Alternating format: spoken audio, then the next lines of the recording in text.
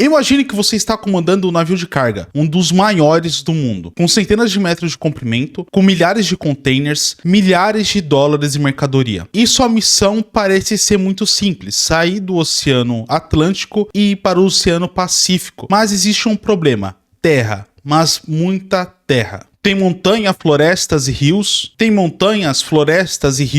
e um problema que fez navios fazerem o contorno pela América do Sul, fazendo que a mercadoria ficasse cada vez mais cara e que demorasse muito mais para chegar no seu destino final. Então surgiu uma ideia: e se cortassem um continente ao meio? Parece simples, mas quando começaram a construir o Canal do Panamá, viram que o problema era muito maior do que eles imaginavam. Porque não era um simples buraco que ligava os dois oceanos. O navio precisava subir e após isso ele precisava fazer uma longa travessia nessa subida. E só então descer novamente. Mas como que os navios conseguem subir o oceano e só então descer novamente?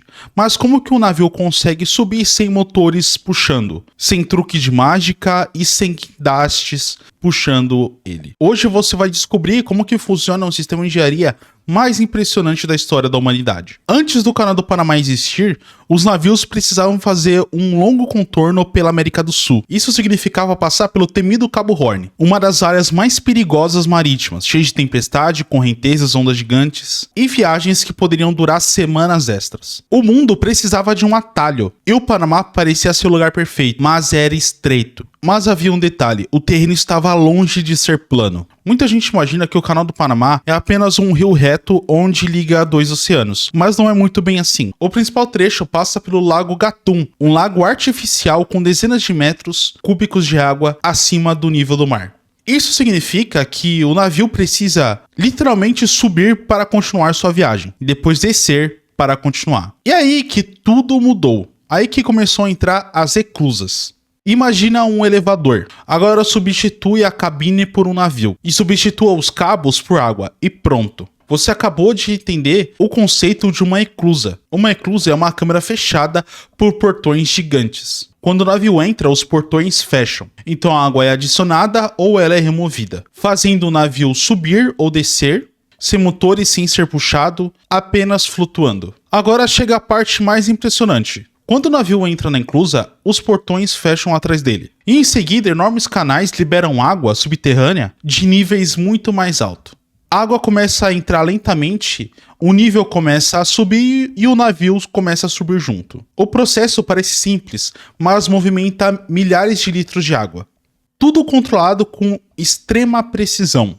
E em poucos minutos, um navio que pesa centenas de toneladas sobe vários metros sem precisar usar o motor. É apenas física, mas parece mágica. E depois de passar por várias eclusas, finalmente o navio chega ao Lago Gatun. É aqui que boa parte das pessoas não conhecem. Boa parte da viagem, o navio não está navegando em um canal, ele está navegando em um lago. Um lago artificial especificamente criado para esse funcionamento de obra. Esse reservatório foi fundamental para que o projeto andasse. Sem ele, não teria sido construído. Depois de cruzar o lago, o processo acontece novamente, mas de forma ao contrário. O navio entra em novas eclusas e os portões se fecham novamente. A água é liberada para níveis mais baixos e o navio começa a descer lentamente, degrau por degrau, até voltar ao nível do oceano. Tudo utilizando apenas a força da física e da gravidade. Por que o Canal do Panamá não mudou o mundo? Ele só não mudou o mundo, mas também mudou o comércio global. Ele não economizou apenas tempo. Rotas ficaram menores, custos diminuíram e mercadorias chegam ao mercado muito mais rápido do que antes. Empresas economizaram milhões e países até cresceram através desse canal. E o canal se tornou uma das passagens marítimas mais importantes do mundo até hoje. Milhares de embarcações utilizam essa rota todos os anos. Talvez a parte mais impressionante dessa história não é saber que os navios passam pelo Panamá, mas sim que eles sobem até ele. Atravessam a região elevada e depois descem novamente. Tudo isso com a força da física, utilizando apenas água, sem motores, sem guindaste, sem cabos, sem qualquer força tecnológica que pareça ser extraordinária. Mas por trás dessa simplicidade, mostra um grande avanço no meio da física. O Canal do Panamá mostra que as soluções mais brilhantes não dependem da força, dependem da inteligência. Porque em vez de lutar contra a própria natureza, os engenheiros aprenderam a mover os navios utilizando água para movê-los. E é por isso que essa obra continua impressionando pessoas mesmo depois de um século. Agora comenta aqui embaixo que eu quero saber se você já sabia que o Canal do Panamá, os navios precisavam subir ou descer para fazer a sua travessia.